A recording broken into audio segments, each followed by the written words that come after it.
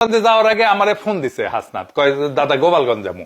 আমি কইলাম মাইর খাবা কলে তোমরা, আবার এমন অবস্থা তোমরা পাল্টা মাইরও দিতে পারবা না, তৈজসপত্র তো নিয়ে যেতে পারবাই না, জিনিসপত্র। কয় এ মিথ ভাঙা দরকার দাদা। আমি কইলাম মাইর খেয়া তোমরা নেতৃবৃন্দ কিন্তু মরে যেতে পারো, এটা মাথায় রাখো। তো কয় মরলে মরমো, আমাদের শুধু মরাল সাপোর্ট দিয়ে। আমি দিছি। তারা একদিন আমার ফোন দিয়া কয় যে দাদা আমাদের উপদেষ্টা হন। আমি কইলাম খালেদা জিয়ার মতো উপদেষ্টা পরিষদ বানাবার চাও, মানে যাদের কোনো পদ দিতে না পারো তাদের উপদেষ্টা বানাবা? আমি তো এই সমস্ত উপদেষ্টা হব না।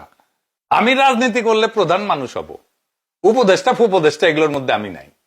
আমি উপদেষ্টা হবো না, কারণ তোমরা তো আমার উপদেশই শোনো না। যা উপদেশ দিছি সেই উপদেশ তো তোমরা শোনো না। তো বলে ওরা কোন উপদেশ দিছেন, আমরা শুনি নাই। আমি বলছি যে একটা কিভাবে নতুন দলের রাজনীতি করতে হবে, ছাত্ররা কিভাবে নতুন দল শুরু করতে পারে, এটা নিয়ে আমি বেশ কয়েকটা এপিসোড করছি, 2টা বা 3টা করেছিলাম। তারপরে আর করি নাই, কারণ তোমরা শোনো নাই। এমন কি আলাপও করো নাই আইসা যে দাদা এটা আপনি কইছেন, আমরা একটা আরেকটু বুঝতে চাই, কেন এটা বলছেন, কিভাবে বলছেন। আমি কইছিলাম ওরা যখন গত রোজার ঈদের সময় ওরা যখন ইয়ে করিচ্ছে, ওই যে ইফতার পার্টি করবে, তো আমি কইছিলাম যে ইফতার পার্টি ইনকা করে কইরো না। এই রাজনৈতিক দলগুলো জিঙ্কা করে করে হোটেলে যে ডাকবা, কিছু দুর্বৃত্তরে খাওয়াবা, ইনকা করে করবা না। জনগণকে ডাকবা মানিক মেয়ে ফিনিয়ে, তারা সবাই নিজের ইফতার নিজে নিয়ে আসবে।